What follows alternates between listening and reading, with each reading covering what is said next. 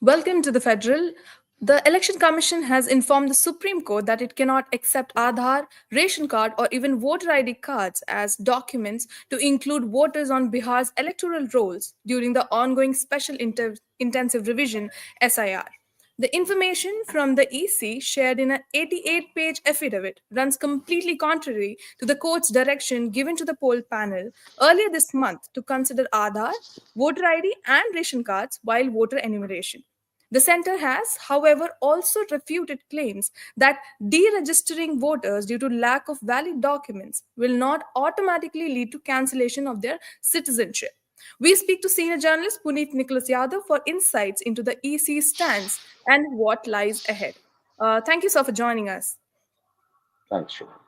Yeah, so first of all, how do you interpret the Election Commission's clarification that it is not using Aadhaar, ration card, or voter ID mismatches as the basis for deleting names from the electoral rolls?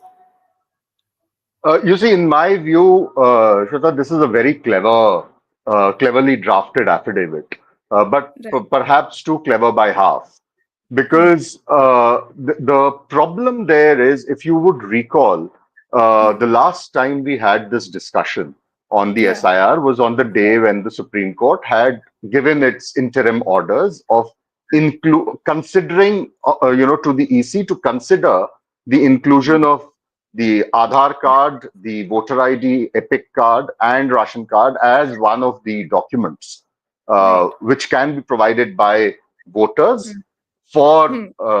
the staying on the electoral roll, so to speak. Right. Hmm. Now, Hmm. and I had pointed out then that this wording of the Hmm. Supreme Court's order is Hmm. problematic because what the Supreme Court essentially said was, please Hmm. consider these Yeah. three documents.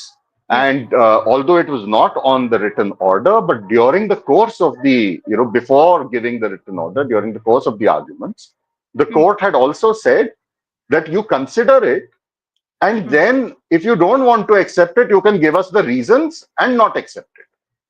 I Correct. think what the Election Commission has done essentially is latch on to what was not there in the written order but was said orally and Hmm. said that, okay, you told us to consider, we have considered, and now we are rejecting it.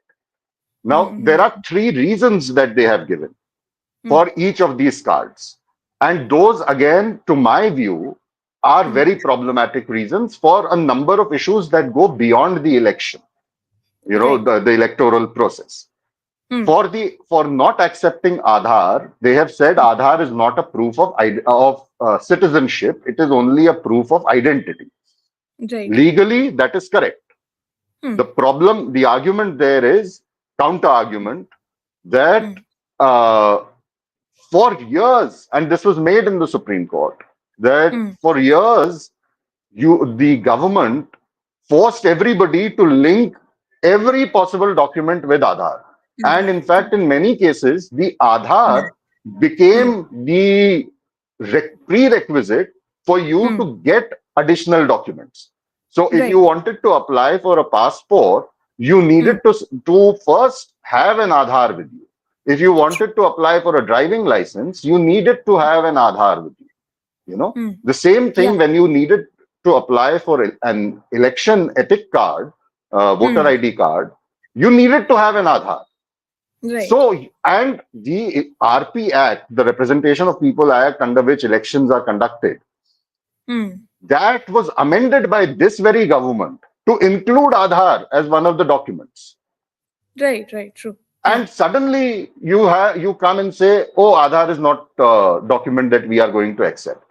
Now, Hmm. Hmm. as I had pointed out earlier to you also, Hmm. this because of this push from the government to really go big on Aadhaar penetration, Hmm. Hmm. Hmm. you see a large number of people actually having Aadhaar perhaps as the only document that they have Hmm. today. Hmm. Hmm. You know, Yeah. so Yeah. for instance, passports. Hmm. Only 2.5% of the 8 crore odd Bihar electors have a Hmm. passport. Whereas if you put the Aadhaar, the ration card, and the EPIC card together, the Hmm. combined figure for that goes up to 90%. Hmm. Okay. Okay. So Most countries. that is their argument when it comes to Aadhaar. When it comes to voter ID, they are Mm, saying that the entire process of SIR is essentially to relook and revise the electoral rolls. And mm, because you had a voter ID, which is why you were in the previous rolls, the voter ID in itself becomes infructuous as a document. It cannot be taken into account because the entire exercise is actually a question mark on whether the voter ID itself was valid or not, which mm, should mm, make the court, because on the 28th, the court is supposed to hear this matter, it mm, should make the court as well as lawyers for the petitioners question the very process of election and this, mm. giving out of the epic card Right. 2003 onwards, or I mean, at least in the last 11 years, once Aadhaar, Epic Card and Aadhaar and all these documents became really important. Mm, So mm, Epic, of course, pre-existed that. So mm, why did you have an Epic Card? And if you think that your entire process is mm, fraudulent in terms of giving out the voter ID card, then mm, it is the election commission that should be in the dock, not common mm. citizens. What is their fault, Right. Yeah, right? yeah. The third That's right. argument, again, which Mm, is to my mind the most ludicrous argument that they have given, is with regard to the ration cards, where the affidavit by the EC says we mm, cannot rely on ration cards because there are a large number of bogus ration cards. Okay. Now, mm, Now, this government has taken great pride, particularly since the pandemic, the COVID pandemic, in mm. one thing, which is distribution of ration, free ration, Yeah, to 80 crore people. yeah. The document required for that distribution is a ration card, Ration card. Yes, right? So, is that's the election commission telling the Supreme Court that this entire distribution of ration, 80 crore ration to 80 crore people is being done based on bogus cards? Perhaps those people don't even exist, mm-hmm. who the Mm. government claims to be given ration to. I mean, it's a Mm. tangential argument, but it is a valid question when the EC says that the ration cards are all bogus, so we are not going to rely on them. Mm-hmm. That's And right. Yeah. who is issuing the ration cards for the last 20 years? It is the same party and coalition that has been in power in Bihar. Mm-hmm. So should this question not be posed to the Bihar government, to the BJP and the JDU, that how is it for the last 20 years you've been giving so many bogus cards? Where is the corruption? Where is the graft? Right. Right. So, So yeah. I think it raises more questions, and it does not Mm. do anything to mitigate, to solve the problems of the people who are actually suffering on the ground, running around trying to get the documents. Mm-hmm. Right. So, talking about the clarifications, the EC says that disenrollment under SIR does not mean that it is a termination of citizenship. So, how Right. significant this is, like, politically, we've also discussed how it is legally. How significant is this clarification politically? See, both legally and politically, this is a very, as I said in the beginning, that this entire affidavit is an exercise of being too clever by half. Legally, they are Mm. saying that we are not taking away citizenship. We are only doing, this voter enumeration, which is correct. Right. We are not Mm. disputing. But Right. what flows from that exercise, legally also as well as politically, is most important. Now, legally, when you say that the say Puneet or Shweta do not possess documents to prove their citizenship, Right. and so we are not including them in the voter list. That is all right, Voter. Mm. because you are supposed to be a citizen to be able to vote. No Right. dispute there. But Right. the problem that it creates is subsequent to the election commission saying Mm. that you are not a citizen and hence you are not going to vote. It is Mm. obvious that the election commission cannot take away your citizenship because it does not have the power. But what Right. follows legally is that the MHA can step in, the Ministry of Home Affairs, and ask Right. the election commission that, you provide us the list of all those people who you are Mm. saying are not citizens. so that the Ministry of Home Affairs can then take this process forward and have those people, put in detention centers or deported to whatever country they claim these people have come from. So that Right, is the right, legal right. aspect of it. And Mm-hmm. politically, it will wreak complete harakiri, because True. Mm. uh, who are the people? One, of course, there will be harakiri on this mass scale disenfranchisement of taking Right. away the right to vote, which is a constitutional right. And then Mm. you're not only taking away their right to vote, you have Mm. this Damocles sword hanging over lakhs of people. Mm-hmm. That they might even lose their home and hearth here in India. They might be put into detention centers. They might be deported. And who are Mm-hmm. these people? Do they have the wherewithal to fight the system? They'll be Mm-hmm. the poor, the marginalized, the religious minorities, particularly the Muslims. From the Mm. Kosi Simanchal region of Bihar. Mm. Where are they going to go? And then politically, it becomes a much bigger issue. So, Mm. on both fronts, legally and politically, what the EC is getting into is a Mm. major, major crisis area. And they are creating a crisis, Mm. which once the election is done, the EC will raise its hand and walk away that, okay, our role is done. It is the people Mm. who will suffer, and it is the Indian democracy that will suffer. Right, right, right. Right. So, there are like multiple concerns that would be raised about the mass disenfranchisement in Bihar, especially like you pointed out, marginalized communities would be suffering. So, do you think the EC's affidavit adequately addresses these concerns?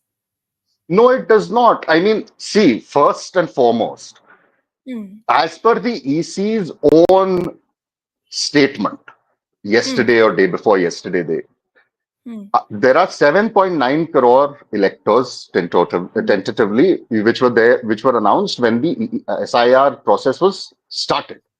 Right, right. Out of those 7.9 crore, the EC itself has said we have weeded out 52 lakh. Hmm. Okay. Hmm. Hmm. Hmm. The opposition and those who have challenged this whole exercise in the Supreme Court had anticipated at least 20% of 7.9 crore to be weeded out by the end of the final, by the time the final electoral roll is prepared. Now the Hmm. EC has said 52 lakh we have weeded out so far. Out of Right. those 52 lakh, look at the breakup that the EC has given. One, of course, is they have said close to 18 lakh are those who have died. Okay. Okay. That's fair. Yeah. Then the next category is of people who have shifted out of Bihar, so whose ordinary place of residence is no longer Hmm. Bihar. Under that Right. category, there are 26 lakh people. Okay. And they have said the third category is of people who are registered as voters in two places, which is not allowed legally. You can only Yeah. be registered at one place. That Hmm. category, the election commission is saying, is 7 lakh people, Okay. right? Hmm. Now, I'm not even getting into the other disenfranchisement that might happen. I'm going Hmm. purely by these figures which the EC has given out. And look at how problematic these are. They Hmm. are saying 18 lakh who have died. Okay. Right. When Hmm. was the last Lok Sabha election that happened in this country? Just 2024, just yeah, a little yeah, over a year ago. Okay. yeah. Mm. Is the election commission saying that these 18 lakh people were on the voting rolls when We, elections happened? yeah. And has the EC been able, can the EC, I mean, of course, this is not a question in the petition right now, but Hmm. the logical question to ask is, can the EC give proof that bogus votes were not cast against these 18 lakh people they are claiming have died?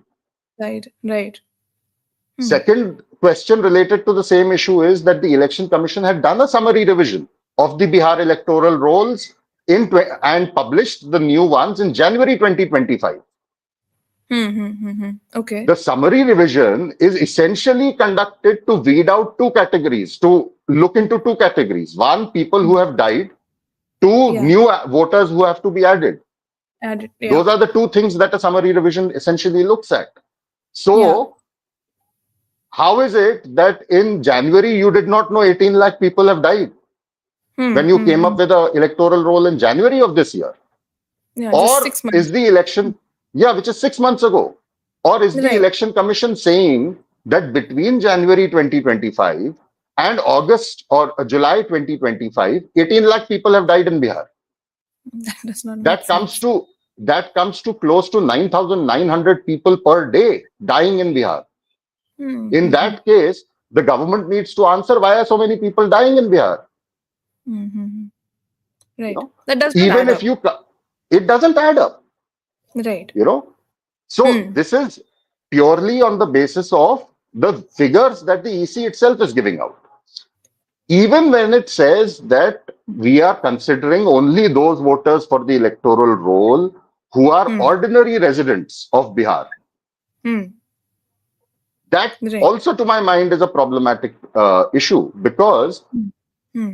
say, I mean, if I may ask you, Shweta, what is Hmm. your native town, if you could tell me? Uh, uh, Unnao in Uttar Pradesh. Oh, now in Uttar Pradesh. Where are Yeah. you currently? Chennai. Okay. Yeah. Now, are you a registered voter in Unnao or are you a registered voter in Chennai? Unnao. Okay. If Yeah. an SIR is conducted today, you, because your ordinary place of residence is now Chennai, you will be struck off the rolls from Unnao in Right. Uttar Pradesh. Yes. How is that fair to you? It's not. Okay. Clearly. Yeah. Where is the constitutional mandate that if I have to also live in the same place where I am a voter? Okay. If there is a Hmm. mandate of that sort, and you are currently saying in this country, one nation, Hmm. one election, then migrants, I mean, this same government a few years ago had Hmm. this grand plan of somehow coming up with a system that Hmm. allows migrants to Hmm. vote in their native place. Right. Okay. Mm-hmm. The Yeah. EC even called an all party meeting to discuss this plan. And then, of Hmm. course, the logistics didn't work out. And then there were concerns on how the exercise would be done. So it was left at that. But Right. you yourself started that practice. And now you're saying that we are not going to allow you to vote if you are not Hmm. staying in that place. I may be, my native place is Bhopal. I live in Delhi, but I continue to be a voter in Bhopal because I have a certain social attachment to that place. And I would like to retain myself as a voter in Bhopal. Why should Definitely. that right be taken away from me? Hmm. All my other documentation is correct. I mean, even the 11 documents that the EC had initially called for in the Hmm. SIR, I have all of that. My bona Hmm. fides as a citizen are well established.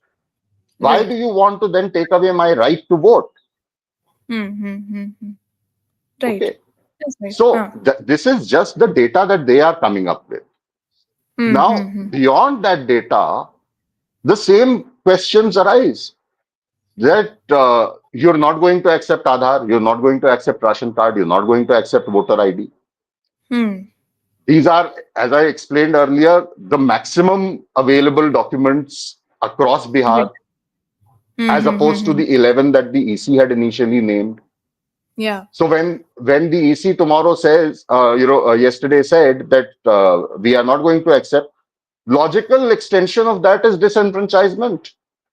Yeah. Yeah. How does That's that address the concern, that does not. Yeah. right? Yeah. Yeah. Right. Now that the Supreme Court is still hearing petitions on the SIR, what are the Yeah. possible directions or interventions the court could make in the coming days? See, the process now is pretty simple. This is Mm-hmm. the Election Commission's affidavit. The Supreme Court had asked the Election Commission during the last hearing that by the 21st of July, you give us your reply. What Mm-hmm. what is under process now is that the lawyers of the petitioners will Mm-hmm. go through the 88-page affidavit. They will then file a rejoinder to what the election commission is saying. So, say the EC has said we are not in a position to accept Aadhaar, Epic, and Ration card. The petitioners will now inform the Supreme Court through a rejoinder why the Mhm. EC is wrong and why they think these documents should be included. Okay. Okay. Uh-huh. Now, Okay. the EC's reply and then the rejoinder by the petitioners will be argued upon when the court hears this matter on the 28th of July. Right, right, And right. then the election, and not just these two Mm. issues, the petitioners will also move for a stay on the entire exercise, that the exercise should be scrapped. Not just that these documents should be included, but that the entire SIR exercise should be scrapped or it should be put on hold, or it should be deferred to a later date, etc. So Mm-hmm. that which makes the July 28th hearing very crucial, because Right. we'll have to now wait and see whether the Mhm. Supreme Court accepts the EC's argument, whether it accepts it partially or fully. If it Mm. accepts it partially, what are the other reliefs that the Supreme Court grants? If it accepts it Right. fully, then of course there's nothing much to do except wait and see how the process pans out and then challenge it afresh. And Right. then if it rejects it completely, then we're in a different territory altogether. So 28th, we'll know what happens after the EC's affidavit. Right. Okay. So, like going forward, what do you think should voters and watchdog groups be vigilant about as the SIR process continues, especially given that five other states are going into elections next year?